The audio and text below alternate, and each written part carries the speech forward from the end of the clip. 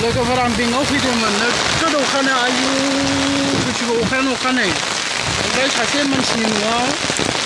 हाबनानै दा आङो साथा हरबाय आरो ओमफ्राय दा मा खालामनो अयथासार अखानै बेंगलराव कर्नाटक एरियायाव आरो आं दा थांगासिनो दङ बेंकआव रुमनिफ्राय ओंखारनानै बिदिनो 5 मिनिटनि उनाव जा अखा आरो आयु आयु आयु आयु अयथासार सासे मानसिनि रुमाव थाथ'नांबाय ओमफ्राय साथाखौ हरबाय नै बेनो बे अखाया बेसेबां अखा नै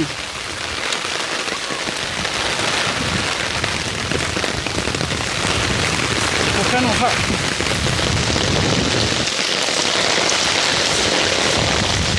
अयथासार अखा हानो